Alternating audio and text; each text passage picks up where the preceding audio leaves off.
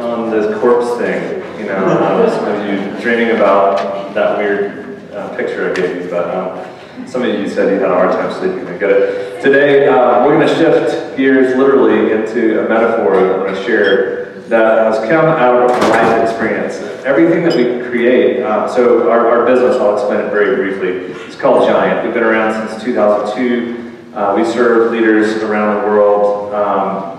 It's all come out of our own issues. We create concepts and metaphors, and I'm going to share one today. It's really been powerful in our own life. In fact, what we do, just so you know, is we're a business that our whole mission is to raise up what we call liberators. So if we can raise up liberators who change their own culture, that's our part in changing the world. It's as simple as if I can help you change your culture today. When I say your culture, I mean your family culture, your team culture, your organizational culture. It'll have a ripple effect.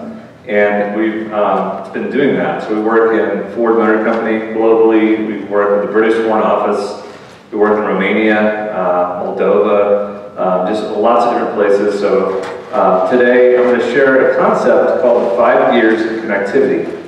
And we're going to get into a real practical, really practical session. At the end, you're going to have time to process with your table. And it's a tool that really is focused on emotional intelligence. And so you see the 5 gears metaphor here. So let me ask you this. How many, raise your hand if you drive a manual stick shift currently. All right, wow, that's pretty good. European-like. How about, most people, can you drive a manual? Right? Most of you, do you remember your first manual? Like the first car? Let's throw out some names. What was the first car you had as a manual? All right, there's a lot there. Sure, one of you try. Beetle, awesome. Okay, yeah, all right. I've heard Maverick, I've heard Rambler, I've heard, all types of other fun cars. Well, do you remember that first time when you get in and you just grind the gears and just that sound when you just miss a gear, you're trying to get used to it? So imagine, I mentioned that we just moved back from England, driving a manual stick shift in England. It's a little different. It's left-handed driving, right? Right-handed, left-handed stick shift. Takes a little bit. I'm just grateful that the foot pedals were the same. Like that would have really thrown us off. But driving a manual stick shift, it's an art, and it's an art and science. And so in the same way, it is with business. It's an art and science to learn how to connect well. And so we're going to talk about how well do you connect, and how well do you become present with people in your life. So the first thing we're going to look at is the way that we look at leader development. We found that most leader development simply doesn't work, primarily because it's focused on seminars or books or information transfer. And for years we owned the John Maxwell assets, and we've had lots of opportunities to work with some great leaders. And we just found that at the core, it's a holistic approach is needed. So we look at IQ, we look at emotional intelligence, and what we call PQ, which is personality quotient. It's your awareness and self-awareness. How well do you know yourself? And what we do is we create tools, and you're going to see some of the tools. And we create tools that are like mirrors that says, this is what it's like to be on the other side of you. Do you see that you have broccoli in your teeth? And are you okay for you getting it out rather than us? Do you need me to get it out, or can you get it out yourself? That's basically what we do with the tools. So we create tools like this mainly because we've learned in today's world of constant information and information transfer that most adults have ADD, most adults are cynical, most adults are know-it-alls, and most adults are task-obsessed. So raise your hand if any of those cover you. Okay, good. So they do with me too, right? I have too much going on, I have too many tasks going on, and everyone has a seminar, and everyone. So we started realizing we're going to put all of our books into one-page slides, and we're going to have a conversation on a one-page slide, and we're going to get people to look at them differently and process differently through basically a common language visual tools, and an apprenticeship methodology. And if you think about how Jesus changed the world, that's really what he did. He came in, he created a common language. You've heard it say this, but I say this. He used words differently. He then created visuals called parables. And he used parables to tell a story. He put it into an apprenticeship methodology. Jesus never met one-to-one with anybody. Isn't that interesting? He never met one-to-one. I mean, you could say the woman at the well, Nicodemus, maybe. But as a system, he never did one-to-one discipleship, which I think is fascinating. He always had 3, he always had 12, he always had 72. And there's a rationale because you learn from each other. And so that process of understanding common language, visual tools, apprenticeship methodology, and consistency leads to transformation of the mind. And so I'm going to show you an example of that in a metaphor right now. All right, so you know what the gears are. There's a common order. Now, if you have that vehicle, if you have first gear, second gear, there's a natural progression, right?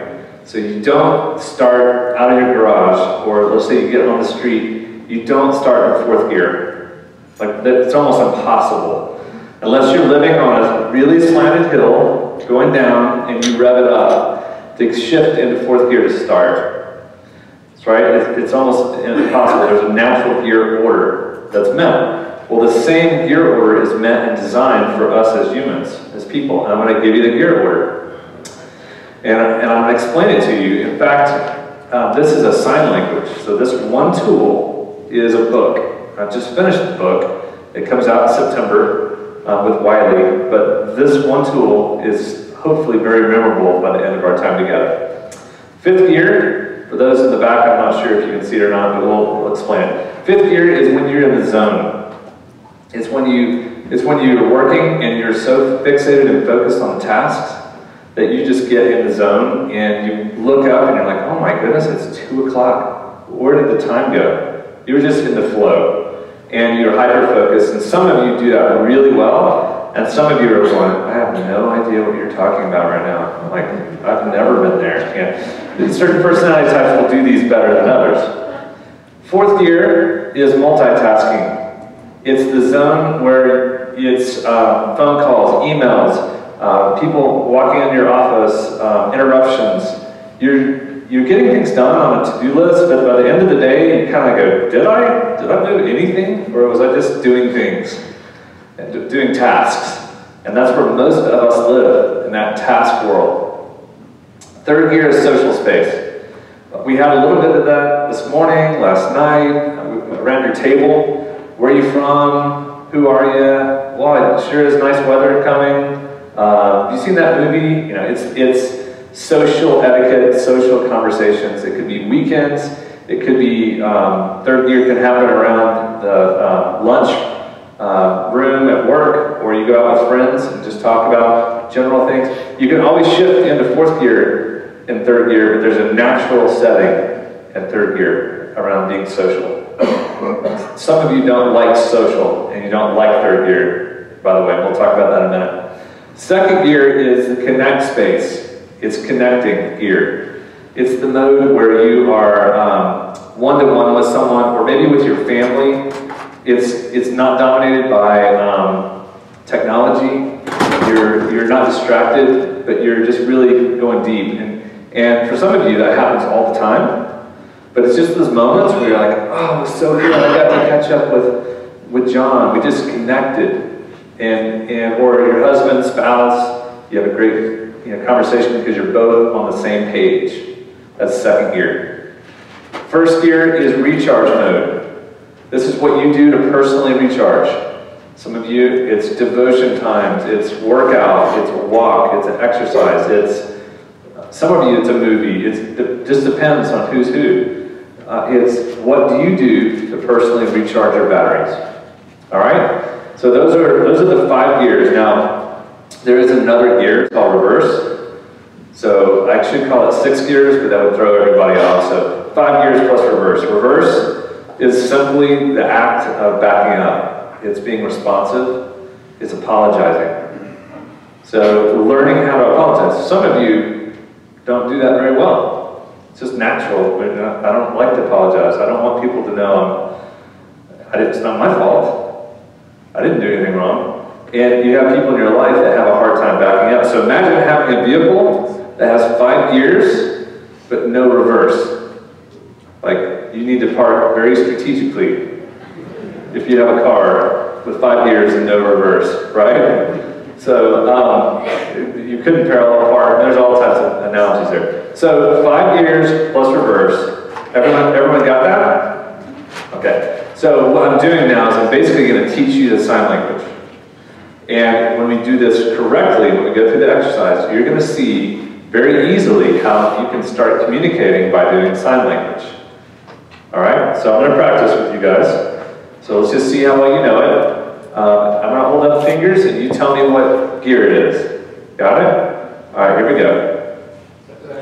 Right.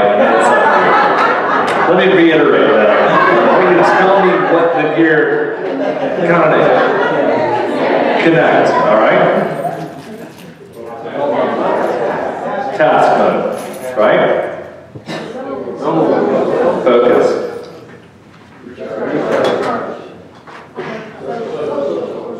No, I'm teasing. Drawing an R. I'm joking. Reverse. We know reverse is responsive mode. All right, you guys got that, right? So I'm teaching you a sign language. By the time we're finished, you should be able to teach this to anybody. In fact, that's why we created tools, because adults learn when they teach. So if you create something you can pass on, it's scalable, you can begin teaching people anywhere you're at. And you just drop a tool in, and the tool goes to work. All right. So take everything I've said, and we drop that into the 5 circles of influence. And then you ask the question, how intentional or accidental are you in the circles of influence? So we're going to be asking you the questions, and when you have a breakout time, or the 20 minutes after this, you're going to be able to look and see how well you do in yourself, family, team, organization, and community. So with that, I'm going to explain 5th gear a little bit more, and then we're going to go through your gear order. So 5th gear, I've found that some personality types, especially introverts, get in focus. They love 5th gear because they can go in a room, they can put headsets in, and they get their computer, or they're in a hobby, or they're out in their back garage, or doing something where they're in the zone. They're working on, they can be working on a car, they can be working on building anything, and they're just doing their work. And it's almost, the work itself is actually part of recharging as well. So 5th gear is great. There's some of you, I'm an extrovert, I have a hard time in 5th gear because I'm easily distracted by, like, what was that? Kind of whatever. Something comes up and it's a shiny object comes into my periphery, or an email pops up, and all of a sudden I'm out of the zone and now I'm back into another task world. So 5th gear is something that you've got to really understand. It's really good. It's a productive gear. But there's a time to shift. If you're in a vehicle and you're doing 5th gear, you could be in 5th gear on I-40 and go throughout the entire country, especially if you never had to stop, which would be really difficult to not have to stop. But if you didn't stop, you could stay in 5th gear, but it would wear your car out long term. It's not meant to be in 5th gear for the entirety. So there's a healthy 5th gear and an unhealthy 5th gear.